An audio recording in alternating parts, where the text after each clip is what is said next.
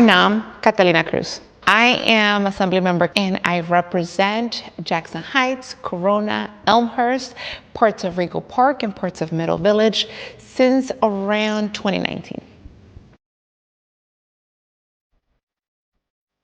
Ooh, I am a neighbor. I am a community fighter. I am someone who loves to talk to our small businesses, who loves to show up to our senior centers, to our schools. I am someone that is approachable, that you can say hello to in the street and I will respond happily back. I am someone who will absolutely want you to come over and say hi to me.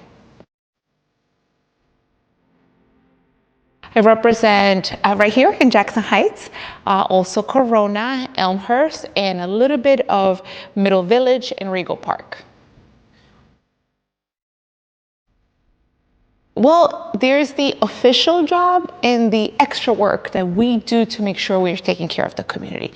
My official job is to go to Albany and help pass legislation that protects your rights, that ensures you can stay living in the community we love.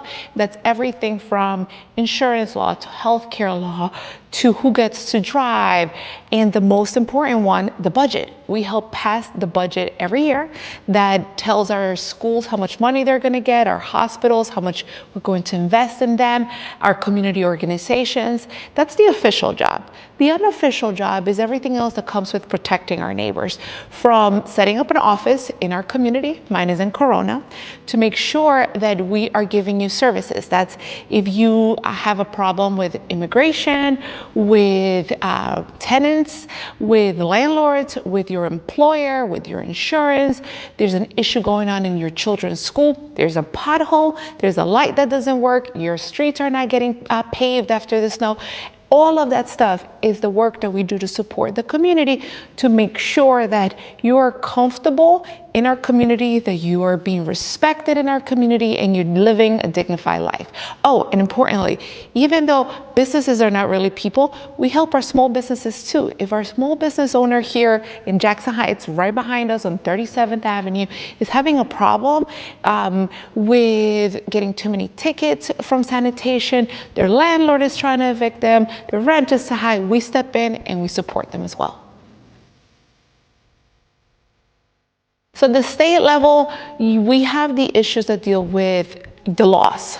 So for example, who can drive, what insurance they can get, where they can get insurance, those little things like that. We also deal with the investment to our community, how much money is coming from the state and it's going to be given to the city, who has control of our schools. There's something called mayoral control right now that is going to be something you're going to hear a lot about. That means, does the mayor have control over their schools, or are they going to be independently controlled by different boards? We also have oversight over regulations around education, around universities, around, there's so many things that we have. I will tell you, people sometimes get confused and think that we have oversight, for example, over sanitation or over the NYPD. That's local stuff. We can step in to advocate for the needs of our neighbors if they're having an issue, but we don't necessarily oversee these agencies in the same way that my colleague, for example, Shaker Krishnan, that I'm sure many of you have heard of, will have the oversight. For us, the biggest challenge was documentation. My mom and I were undocumented while I was growing up, and we were always in fear that my mom would be picked up, that she would be fired because her employer would not want to have the exposure, that we would not get to be a family. And it's the same fear that a lot of our neighbors are unfortunately facing right now. Yeah, you know, everything from the immigration question to sometimes it was housing. You know, there were times where my mom and I were almost evicted, or there was a time we even had to go to a housing court because our landlord refused to fix issues in our house, and so we went on a rent strike, like many neighbors do, and he took us to court. You know, those days were difficult, but we got through it together. My mom and I have younger siblings, but we depended a lot on each other, on supporting each other, on sometimes me guiding her. Even though I was a teenager, I spoke English and I could tell her what was happening. And it was the dream of a better life, the dream of me finally getting an education, the dream of making sure that I was as successful as my mom had imagined that got us through. Absolutely. First of all, I never thought I'd be here. When I was in high school, I thought I was going to be a police officer because I loved that show, Law and Order Special Victims Unit, and I wanted to be like them. And then there was a time that I thought I was going to be a reporter, like you guys. I went through a lot of different phases where I thought I wanted a specific thing. And it wasn't until I was a lawyer, an attorney, that I realized the power of the law and how it could change people's lives. And after meeting our former council member, Danny Drum, and working for Julissa Ferreras, I realized that that's what I wanted to do. And, there are days where it's very difficult, and it almost does feel like a dream being able to be here, but I am extremely thankful for the opportunity and the honor of getting to do this work. They should come to our office. We can support them. We can help them apply. There's a ton of programs that are out there, depending on what you need and what stage of an eviction you may be at, that you can apply for. But you have to come to us first. Our office is on the corner of 42nd Avenue and Junction Boulevard in Corona, Queens, right a few blocks off the 7 train. And we're open Monday through Friday at 10 a.m. to 6 p.m. On Fridays is a little bit of a shorter day. And you can call 718-458-5367. But I repeat, the first thing you should do, especially before you get a possible eviction notice, is come to our office.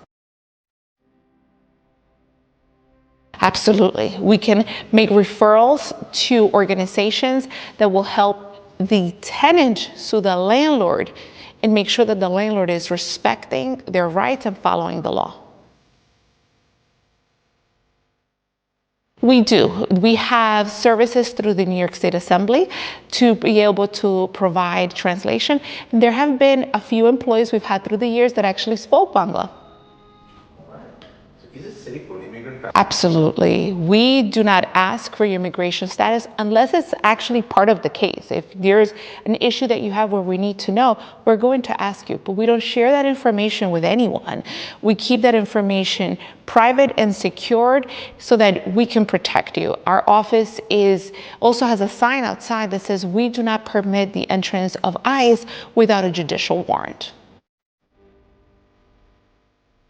Yes, there are. We've actually worked with the Jackson Heights, the JBBA, over the years on a number of proposals and in a number of outreach events. We've gone out to do business walks. We've done meetings with the Queens Chamber of Commerce.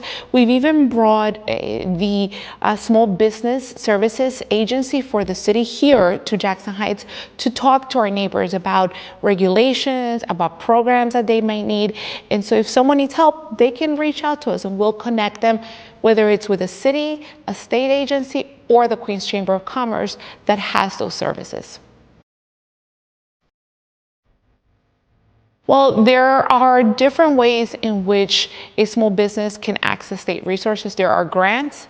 At times, there have been programs to provide loans at a reduced percentage cost, but that depends every year. Things change. Those grants were specific during the pandemic, but now there are other services. Folks should come forward if they need that help. We can help figure out what's out there and how it can help them. We also ask, people and women, because it's not just women, unfortunately, that are suffering domestic violence, come to our office. We can help you connect with legal services. We can help you connect with mental health services. We can help make sure that you are safe and that we're following your guidance, because we don't want to force you to go to the police if you're not ready. We don't want to force you to leave if you're not ready. It's a difficult and complex situation. We're here to support you in your decision. Yes, there are many, many, many confidential services available, especially through the Family Justice Center.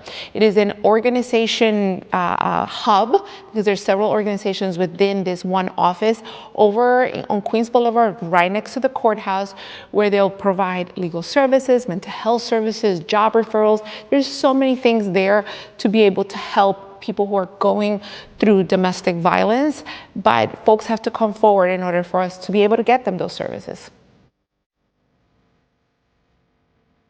Absolutely, there are services for immigrant moms, for single moms who are struggling financially to get support. There's job training programs through organizations like NICE. There's support through organizations like Make the Road. There's even other organizations like the Hub over on Queens Boulevard that will help you train, find a job, and make sure that you are able to stay on that job and be successful. And then there's other little things here and there, like help to pay your light bill, your gas bill, help with sometimes transportation. There's different resources out there that if you put them all together, they can help someone who is struggling financially. Well, first, we offer internships in our office, but we also help connect young people, immigrant students who want to get involved, whether it's in politics, whether it's in government, with internships and opportunities for scholarships through, again, organizations like Make the Road and other entities that help us make sure we are connecting young folks with the resources out there, especially through CUNY. CUNY has great resources for that. Well, the first thing I would tell a Bangladeshi student trying to get involved in policy or government is start attending your community board. You can sit at the back of the community board and you'll be able to hear all about the projects that are being proposed, the good and the bad things happening in the community, and that'll give you an idea of where you are. I would also tell you, if you're of age, go ahead and get registered. Make sure you're understanding who the candidates are so that you can vote. Become involved in your student government, whether that's in high school or even in college. CUNY has a student government body at each university that then joins together, at each college that then joins together to represent the university. There are so many different ways to get involved, and there's going to be many candidates throughout your community that you might want to go and volunteer and learn more about. Well, the difference between how the government works here and in whatever country of origin they might be from. In many of our countries, we have a federalist government. That means all of the laws are made here at the top level, and they control everything that happens. Here in the United States, you have laws that are for the federal government, laws that are in representatives for the state, and then the ones that are hyperlocal. And that would teach folks, hopefully, a lot more about who they need to connect with for what issues. I think you guys are doing a really good job. I have to tell you, yes, we can always do better, but the Bangladeshi community shows up. You show up to rallies, you show up to protests when you don't think something is happening in the community that is good for the community. You show up to vote, you show up to donate. I wish more people would do it, because we are beginning to see the power not just of the Bangladeshi vote, of the South Asian vote, of the Muslim vote that was not there before, or at least not seen and respected in the way that it is now. I am very, very thankful because one of the reasons I won in 2018 was because my neighbors right here in this area, and I keep on pointing back here because right here we're on 37th Avenue in Jackson Heights. My neighbors around here showed up to vote for me. I would knock on doors and I would talk to Bangladeshi neighbors who told me they had never, ever had someone knocking at their door, not a politician, no one asking them to vote, and this was the first time. So when I won and I was able to look at the map to see where the majority of my votes came from, it was from the Bangladeshi community. And so I knew the power, and others are beginning to see that power. So the more you show up, the more we help people register, the more we find out who wants the power and how to make sure that the right person gets it, the more powerful you're going to be. Do exactly this. Invite me to talk to our community about what we do. I think this project of understanding the work that your local elected official does is going to be key to making sure more people come out to vote, more people understand what is happening. The power of media cannot be denied. You are the ones who get the news out. But of hyper-local ethnic media, oh, it is extremely powerful. You do it in people's language, you do it in the terms, because there's a difference between translating and interpreting. You're able to interpret the meaning so that the person who's reading it understands what we're really talking about and what the services that are being offered, and the good and the bad. Because we have to also celebrate the wins, but understand what might not be going well. And so that is the power of media groups like yours. I'm going to say green light. And that was legislation that has impacted immigrant New Yorkers who before this, undocumented immigrant New Yorkers, could not drive legally. They were then able to get driver's licenses, make sure that they had car insurance, so that if God forbid something happened, there were people that could be held responsible. And we knew that the people that were out on the street were people who should be driving and who had passed all the testing and understood the safety needs. I think that that's been one of the biggest ones. The way I grew up. The way I grew up motivates me to make sure that we are supporting that immigrant single mom who wants to fight for a better day for their kids, that we are supporting that student who dreams of a career, who dreams of success, who has to work 2 jobs so that they can pay for college. That's what motivates me. I want them to call my office, and I want to repeat it. I know I said it before, but it's 718-458-5367. That's 718-458-5367. Call us and make an appointment. And if you happen to not live in the district we covered, we'll make a referral to your right local elected to make sure that you're getting whatever service that might need. An employment issue, a healthcare issue, a landlord-tenant issue, an immigration or education. We are here to make sure that you have the tools you need to thrive in our community. You are powerful, and I want to make sure that you understand that power and you use it. I always tell people that story of how I won because of these 700 plus votes that came out of right here in the Bangladeshi community. Because at a time when no one was recognizing the need to talk to our immigrants, I went out and I did it. So make sure that you hold other elected officials accountable and you make sure they show up. And if they don't show up for the community, for your community, for the Bangladeshi community, don't give away your vote. Yes. Biryani. Chicken biryani is my favorite. So I can't leave without reminding our neighbors to register to vote and to actually go out and vote. We have that privilege and that responsibility, especially this year with everything that's going on. Our immigrant community sometimes will vote, sometimes not. I gotta say again, the Bangladeshi community, very good about coming out to vote. But let's invite other neighbors to register. Let's make sure that that cousin, that brother, that sister, that son or daughter who may not be registered registers to vote and goes out and votes during this upcoming primary and then the general election.